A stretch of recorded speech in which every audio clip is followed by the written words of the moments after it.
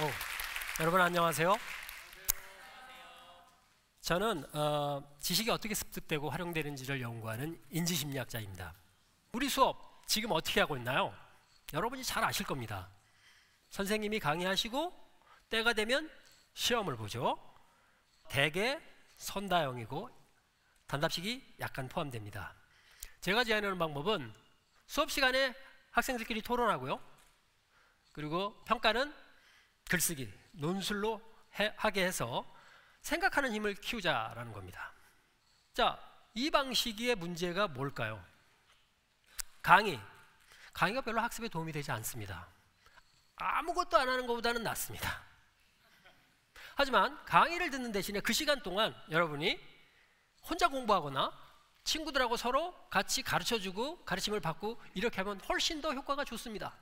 강의는 또한 강의를 듣는 사람에게 자기가 많이 배웠다는 착각을 갖게 하는 이상한 힘이 있습니다.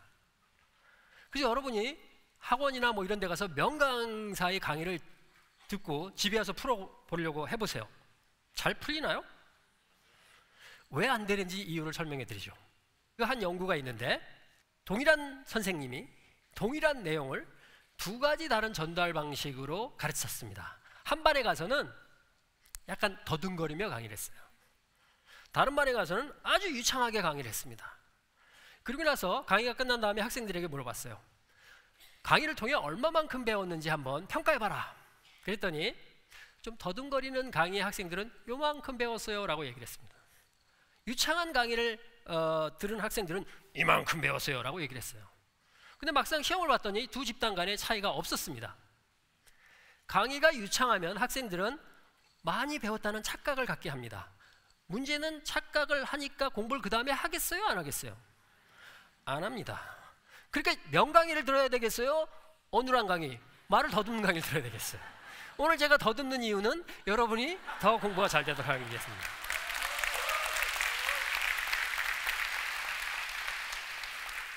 평가로 넘어가 보죠. 우리는 엄청나게 많은 선다형 문항과 약간의 단답식으로 봅니다.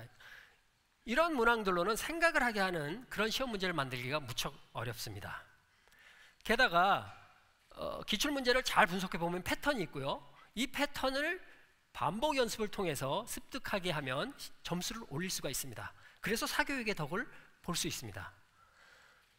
그리고 피상적인 평가가 이루어지기 때문에 우리 사회에 포장을 중시하는 이런 분위기가 지금 조장되고 있습니다. 대학생들 스펙 쌓기에 열중하고요. 책 잘 안 읽습니다.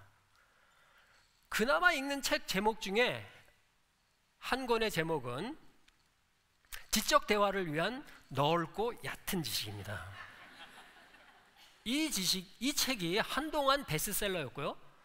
지난 학기 서울대학교 도서 대출 순위 1순위였습니다.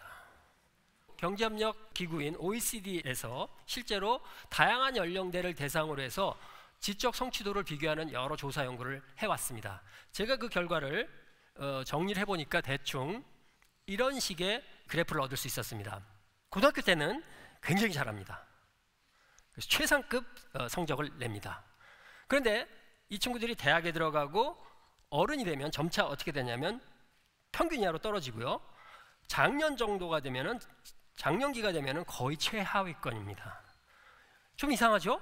열심히 했으면 뭐가 남아가지고 이게 좀 유지라도 돼야 되는데 그런 일이 안 벌어진다는 겁니다. 왜 그럴까요? 초반에 진을 다 빼서 그렇다고 생각합니다. 그래서 반짝 효과는 얻긴 했는데 공부에 대한 태도가 안 좋아졌어요. 그래서 공부하는 걸 싫어하고요. 실제로 고등학생들을 대상으로 과학과 수학에 호기심을 물어보면 관심 없다고 얘기를 합니다. 학습에 대한 부정적인 태도가 유지되기 때문에 이 아이들이 커도 갑자기 공부하고 싶어졌어 이런 일이 생기지 않는다는 겁니다. 그래서 성인들의 경우에 지적 성취도도 낮고요. 호기심은 거의 없습니다. 어떻게 바꿔야 할까요? 제가 제안하는 방법은 조금 덜 가르쳐도 좋다. 그 대신 생각하는 힘을 키워줘야 한다는 겁니다. 예를 들어서 생각하게 하는 좋은 방법 중에 하나는 예습을 하게 하는 겁니다. 예습은 사실 굉장히 좋은 학습 방법입니다. 혼자 공부하게 되면 공부하는 기술도 배울 수 있고요. 그때 공부해서 모르는 거를 이제 수업 시간에 해결할 수 있고, 이런 좋은 방법임에도 불구하고 잘 안 쓰이죠. 그리고 이제 평가는 논술식으로 다 하자는 겁니다. 근데 그렇게 하려면 돈이 많이 들지 않느냐? 라고 얘기를 합니다. 실제로 돈이 많이 듭니다. 예를 들어서 예습이 됐는지 안 됐는지를 확인해야 되죠. 이거 귀찮은 일입니다, 선생님들한테는. 그러니까 안 하십니다. 그리고 글쓰기 또는 논술로 시험을 보는 것까지는 좋아요. 채점을 하려면 어떤 일이 벌어질까요? 수십 명씩 듣는 학부생 수업의 경우에는 제가 채점을 하느라고 일주일씩 방학이 늦어지곤 합니다. 그래서 제가 고민을 했습니다. 내가 왜 이런 괴로움을 사서 하는가? 이걸 좀 더 쉽게 할 수 있는 방법이 없을까 해서 고민하다가 찾아낸 몇 가지 방법이 있습니다. 그게 바로 동료평가 시스템을 사용하는 겁니다. 동료평가라는 건 학생들이 먼저 글을 쓰게 합니다. 그 다음에 그 글을 누가 평가하느냐? 학생들끼리 서로 평가하게 합니다. 워낙 이 방법은 글쓰기 기회를 늘리기 위해서 사용된 방법인데, 하다 보니까 이렇게 하면 여러 가지 교육적 효과가 있더라는 겁니다. 예를 들면 학습 내용을 더 잘 이해하게 되고요. 그 다음에 동료평가를 하다 보니까 글도 더 잘 쓰게 되더라는 겁니다. 그래서 동료평가 시스템은 실제로 제가 발명한 것은 아닙니다. 저 이전에 다른 사람들도 많이 했습니다. 제가 새롭게 기여한 부분은 이 글쓰기와 동료평가를 예습 도구로 쓰게 하자는 것입니다. 이렇게 하면 아까 말씀드린 대로 학생들의 자기주도적 학습력을 향상시킬 수 있고요. 학생들이 배우기 전에 스스로 생각해서 글을 여러 가지로 쓸 수 있게 해서 다양한 생각을 경험할 수 있게 할 수 있습니다. 자, 구체적으로요. 학생들은 수업 시간 이틀 전까지 한 편의 글을 써야 됩니다. A4 용지 한 장, 한 페이지 정도의 글을 써야 됩니다. 그리고 그 과제의 제목은 예를 들면 이런 겁니다. 수능 대신 지능검사로 수능을 지능검사로 대체하는 아이디어에 대해서 찬성하는지 반대하는지 의견을 제시하라. 뭐 이런 식입니다. 그래서 이 과제들은 많은 경우에 저도 정답을 모르고요. 사실 정답이 있는지조차도 모르는 그런 문제들입니다.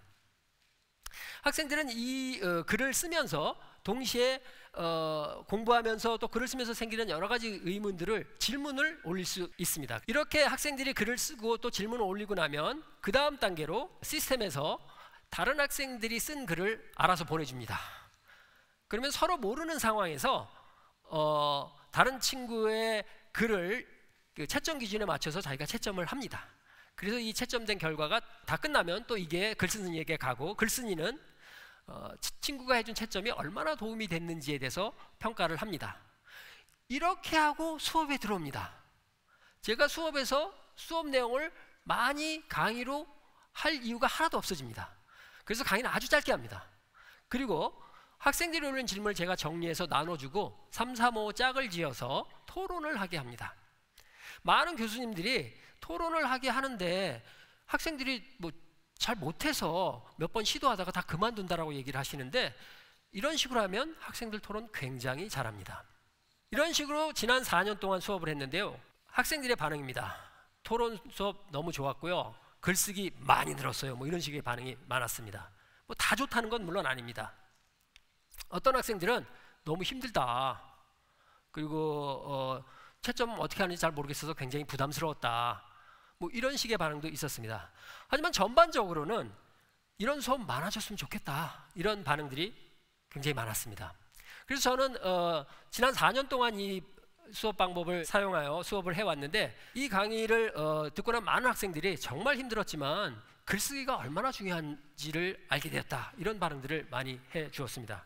하지만 여전히 저는 반쯤 성공이라고 보는데, 그 이유는 이상하게 이렇게 좋은 방법이 아직도 널리 쓰이고 있지 않기 때문입니다.